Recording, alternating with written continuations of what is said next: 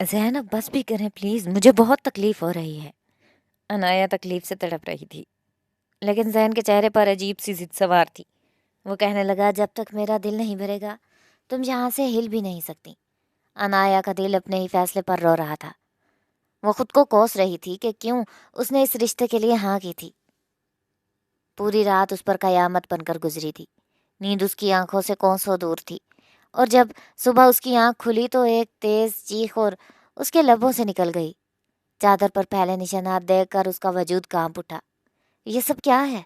وہ سہم کر پیچھے ہٹی تو زین ہنس دیا، جیسے اس کے درد کی کوئی اہمیت ہی نہ ہو۔ تھکن سے اس کا برا حال تھا۔ دل چاہتا تھا بس آنکھیں بند کرے اور دنیا سے بے خبر ہو جائے، مگر ابھی اسے اپنے شوہر کا سامنا کرنا تھا۔ وہی شوہر جو چند لمحوں میں دروازہ کھول کر اندر آنے والا تھا۔ آج اس کی زندگی کی پہلی رات تھی۔ سرخ جوڑے میں وہ بے حد حسین لگ رہی تھی۔ نازک سی عنایا دلہن بن کر جیسے کوئی خواب لگ رہی تھی، مگر اس خواب کے پیچھے چھپا خوف اس کے دل کی دھڑکنیں تیز کر رہا تھا۔ ہر لڑکی کے دل میں اس رات کے لیے ہزاروں خیال ہوتے ہیں، مگر اس کے ذہن میں صرف ڈر تھا کہ نہ جانے ذہن اس کے ساتھ کیسا برتاؤ کرے گا۔ وہ اس کے لیے اجنبی تھا، صرف ایک تصویر میں دیکھا ہوا چہرہ، اور پھر اچانک اس کی زندگی بھر کا ساتھ۔ تھوڑی ہی دیر میں دروازہ کھلا اور زین اندر آیا۔ اس کی نگاہیں عنایا پر ٹھہر گئیں، جیسے وہ اسے پرکھ رہا ہو۔ تم بہت نازک ہو، مگر تمہاری خوبصورتی کمال ہے۔ اس کے الفاظ پر عنایا جھجک گئی، پھر اس نے بے صبری سے کہا، جلدی سے یہ بھاری لباس بدل دو، باتھ روم میں جو رکھا ہے وہ پہن لو، میں نے خاص تمہارے لیے لیا ہے۔ زین کے لہجے میں بے قراری تھی، جبکہ عنایا کی ہمت جواب دے رہی تھی۔ رسموں نے اسے تھکا دیا تھا، مگر وہ انکار بھی نہیں کر سکتی تھی۔ وہ خاموشی سے اٹھی اور بدل کر واپس آئی۔ اسے اندازہ نہیں تھا کہ آنے والے لمحے اس کی زندگی کا رخ بدل دیں گے۔ وہ رات جیسے اس نے خوابوں کی طرح سوچا تھا، ایک اذیت بن گئی تھی۔ زین اپنی خواہش پوری کر کے سو گیا، اور وہ پوری رات درد اور بے چینی میں جاگتی رہی۔ اس کا جسم ٹوٹ رہا تھا، آنکھیں نم تھیں اور دل میں عجیب سا خوف بیٹھ گیا تھا۔ صبح وہ نہا دھو کر سادہ لباس میں بیٹھی تھی، مگر اس کے چہرے پر تھکن صاف نظر آ رہی تھی۔ اس نے سوچا تھا شاید زین اس کی کیفیت سمجھے گا، مگر ایسا کچھ نہ ہوا۔ دروازہ کھلا اور اس کی ساس شمائلہ بیگم اندر آئیں۔ انہوں نے ایک نظر اسے دیکھا اور پھر سختی سے کہا، نیچے مہمان آ چکے ہیں اور تمہارے گھر والے بھی آنے والے ہیں، زین کو جگاؤ اور خود بھی تیار ہو کر نیچے آ جاؤ۔ عنایا نے خاموشی سے سر ہلا دیا۔ دروازہ بند کر کے وہ زین کے قریب آئی، اسے جگانے لگی، مگر جیسے ہی اس نے اسے چھوا، زین نے اس کا ہاتھ پکڑ کر اسے اپنی طرف کھینچ لیا۔ اس کی نگاہوں میں پھر وہی چمک تھی۔ اتنی بھی کیا جلدی ہے باہر جانے کی؟ تمہارا شوہر تو یہاں ہے۔ وہ اس کے قریب آیا تو عنایا گھبرا گئی۔ وہ خود کو چھڑوانے کی کوشش کر رہی تھی، مگر اس کی گرفت مضبوط تھی۔ اس کی آنکھوں میں آنسو آ گئے۔ وہ بس یہی چاہتی تھی کہ اسے تھوڑا سکون ملے، مگر زین جیسے اس کی بے بسی کو سمجھنے کے بجائے ناراض ہو رہا تھا۔ تم ایسے کیوں رو رہی ہو؟ کیا تمہیں کسی نے نہیں بتایا کہ یہ سب ہوتا ہے؟ اس کے الفاظ عنایا کے دل پر چوٹ کر گئے تھے۔ وہ خاموش ہو گئی، جیسے اس کے پاس کہنے کو کچھ باقی نہ رہا ہو۔ پھر زین نہانے چلا گیا اور وہ ایک بار پھر تنہا رہ گئی۔ اس نے خود کو سنبھالا اور دوبارہ نہانے چلی گئی۔ آئینے میں خود کو دیکھ کر وہ چونک گئی۔ اس کی آنکھوں میں چمک کے بجائے خوف تھا۔ جب وہ باہر آئی تو اس نے اپنے بال چھپا لیے تاکہ کوئی اس کی حالت نہ بھانپ سکے۔ نیچے جا کر وہ اپنی ماں اور بہنوں سے ملی جو ناشتہ لے کر آئی تھیں۔ بڑی بہن نے مسکرا کر پوچھا، کیسی گزری رات؟ تو عنایا نے نظریں جھکا لیں۔ اس کے پاس کوئی جواب نہیں تھا، وہ صرف مسکرا دی، مگر اس کی مسکراہٹ کے پیچھے ایک طوفان چھپا تھا۔ زین کی نظریں بار بار اس پر اٹھ رہی تھیں،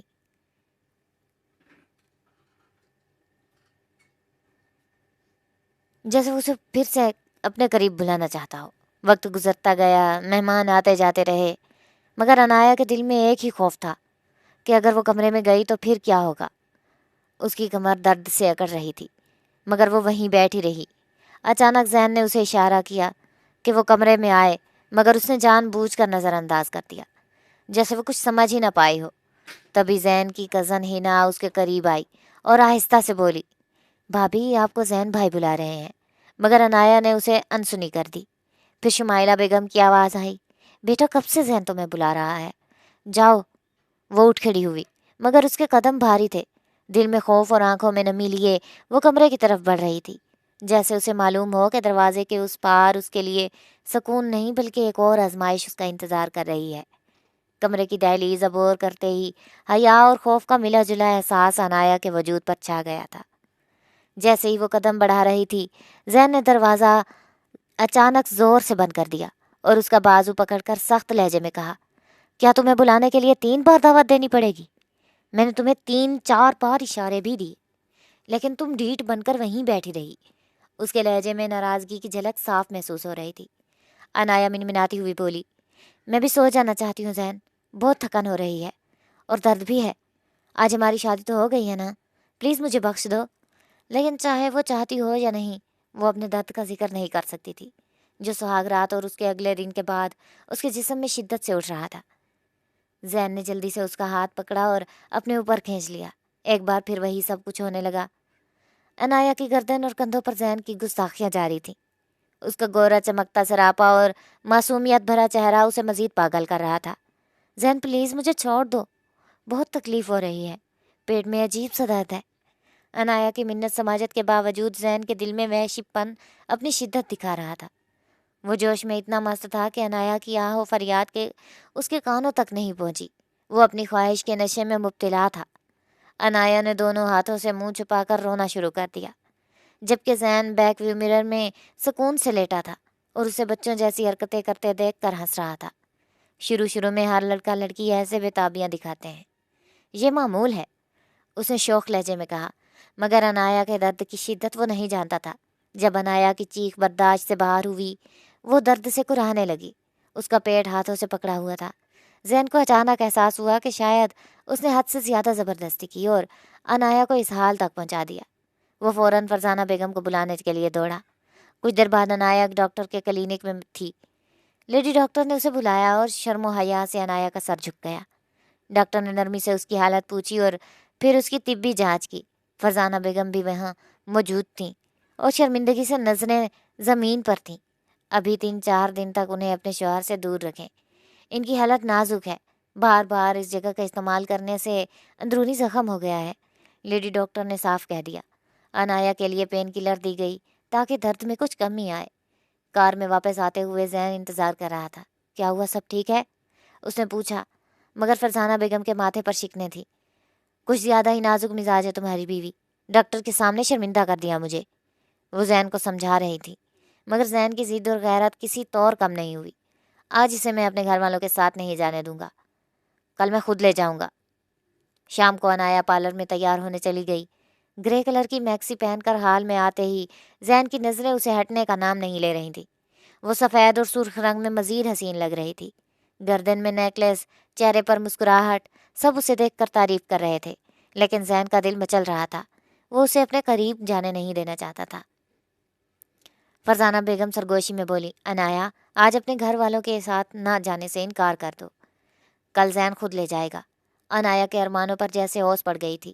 وہ اپنے گھر والوں کے ساتھ شدت سے انتظار کر رہی تھی، مگر فرزانہ بیگم کے کہہ رہی تھی کہ وہ منع کر دے۔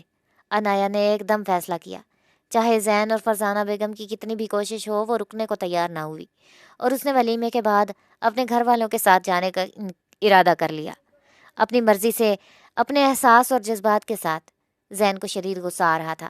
وہ اپنی خوبصورت روح عنایا کو اپنی نظروں میں اتارتے ہوئے کمرے کی تنہائی میں اس کے ہر احساس اور ہر حرکت پر قابو پانے کے لیے بے چین تھا، لیکن عنایا نے اس کے ارادوں پر پانی پھیر دیا تھا۔ اس نے فیصلہ کر لیا تھا کہ آج وہ عنایا کو لینے نہیں جائے گا، بلکہ وہ خود اپنے گھر والوں کے ساتھ واپس آئے گی۔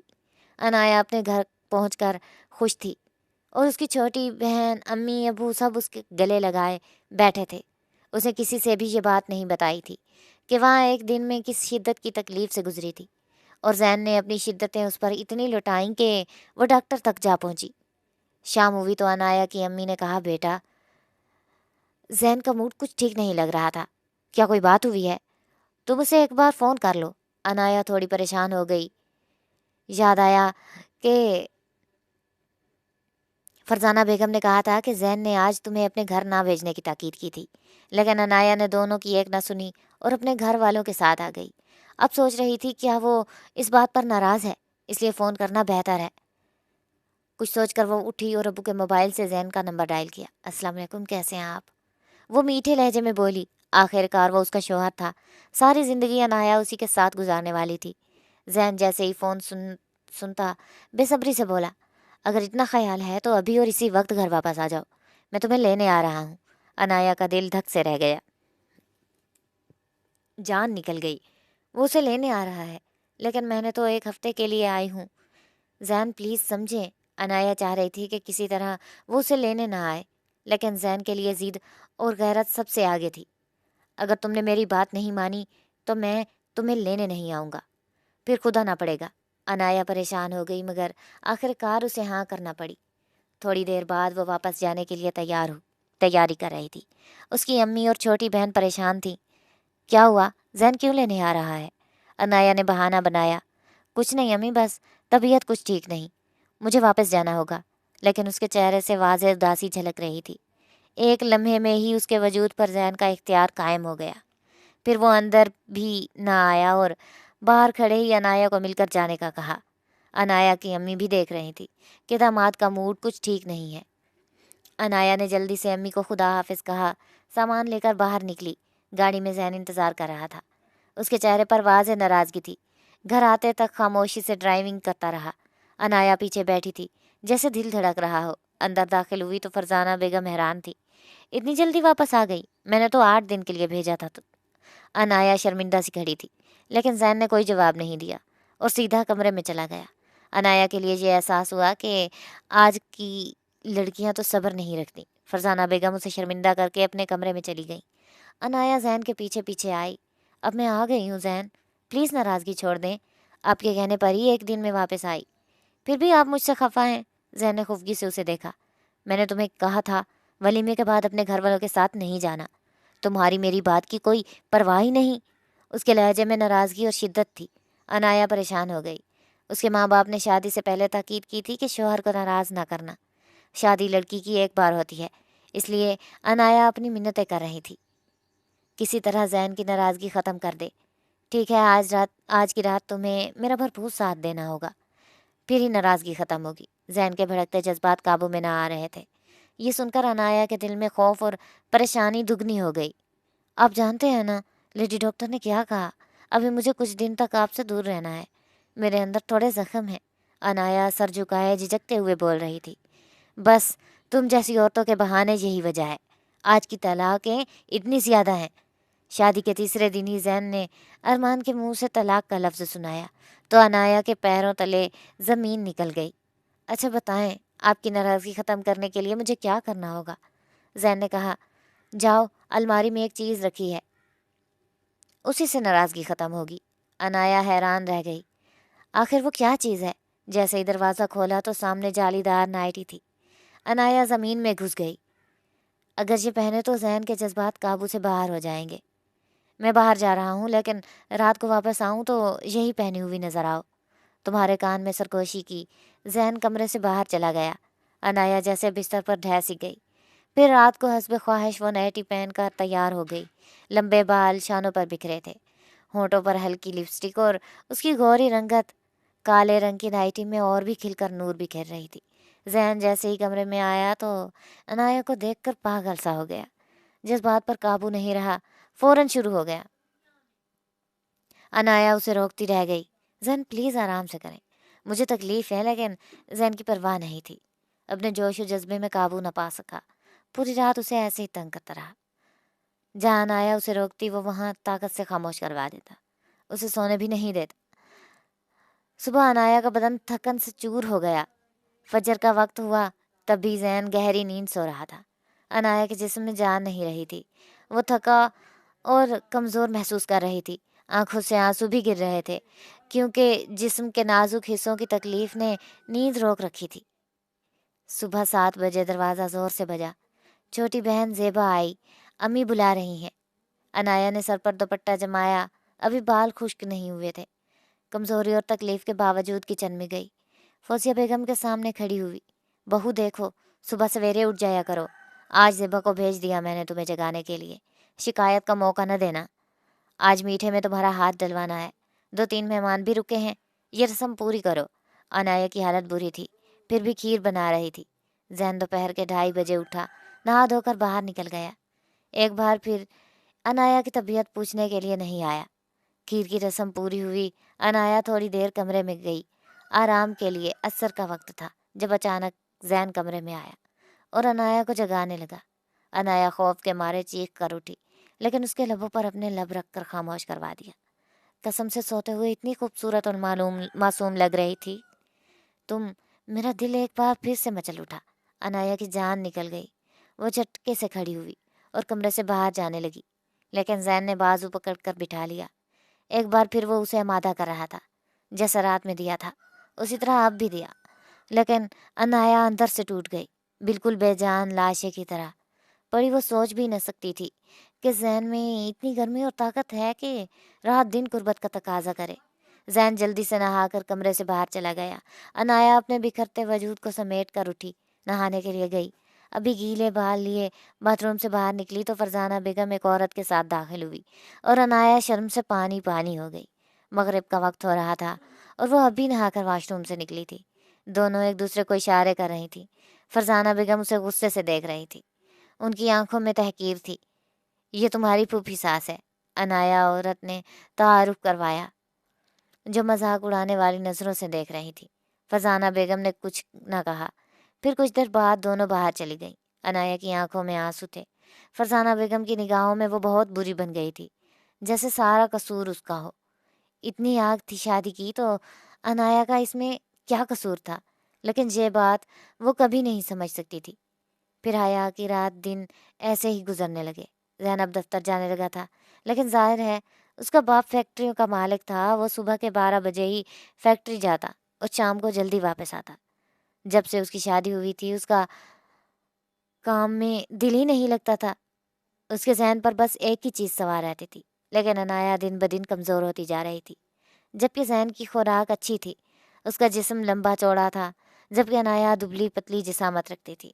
यह अलग बात थी कि अनाया के घर के हालात और जैन के घर के हालात में दिन रात का फ़र्क था। वो एक मुतवसत घर से ताल्लुक़ रखती थी, जबकि जैन के घर में पैसों की कोई कमी न थी। और वो बहन भाई भी सिर्फ 2 थे, जबकि अनाया के 5 बहन भाई थे, जिनमें 4 बहनें और एक छोटा भाई शामिल था। अनाया ने जैसे अपने लब सी लिए थे। जैन के बारे में किसी से कुछ भी नहीं बता सकती थी और यह बात उसे बहुत शर्म हया वाली लगती थी। यही वजह थी कि ना वो अपनी माँ से ये कहती और ना ही अपनी सास से। जब भी टाइम जैन उसे कमरे में बुलाकर बंद करता, जैसे ही वो नहा के बाहर निकलती, फरजाना बेगम उसे सख्त लहजे में देख कर कहती, कुछ तो शर्म होनी चाहिए, मेरी जवान बेटी है। इस दिन भी वो दोपहर में मुलाजमा के साथ काम कर रही थी जब जैन 3 बजे घर आ गया। उसे देखकर अनाया इधर उधर छुपने लगी। वो जानती थी जैन सिर्फ एक चीज़ तलब करता है और ये सब करके अब उसके जिस्म में ताकत न रही थी। लेकिन आज भी आते ही कमरे में बुलाया और फौरन दरवाज़ा बंद करके कर लिए। वक्त देखें आप, क्या हो रहा है? अभी मुझे बातें सुनाती हैं, आपको कोई एहसास नहीं। मसला क्या है? जब देखो तुम यही भाषण देती रहती हो। शादी किस लिए होती है? इंसान और शादी करने का मतलब यही है कि इंसान जब दिल चाहे अपनी ख्वाहिश पूरी करे। लोगों के बारे में सोचना छोड़ दो, बस तुम मेरा दिल बहलाने।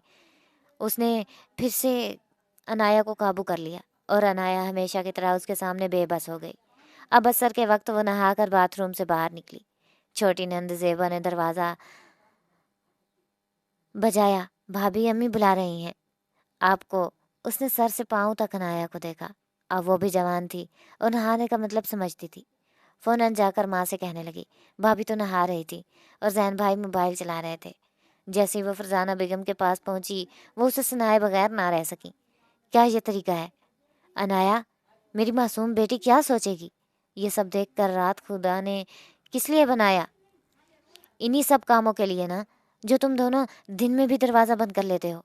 कुछ शर्म और गैरत होनी चाहिए। उनके मुंह से जैसे आग निकल रही थी। अनाया दोनों हाथों से चेहरा छुपाकर रोने लगी। उसे यूं रोता देखकर वो परेशान हो गई। मैं भी तो उन्हें यही समझाती हूँ अम्मी, लेकिन वो ये बात समझते ही नहीं। मैं खुद थक गई हूँ ये सब करके। आखिरकार फरजाना बेगम के सामने फट पड़ी। ये बात तो उन्हें भी मालूम थी कि जैन को शादी का किस कदर शौक था और वो शादी के लिए बेचैन था, हालांकि अभी तक कारोबार के लिए संजीदा ना हुआ था। لیکن پھر بھی فرزانہ بیگم اور ان کے شوہر نے اس کی خواہش کے مطابق ایک خوبصورت اور نازک لڑکی سے شادی کروا دی تھی۔ عنایہ کو انہوں نے ایک میلاد میں پسند کیا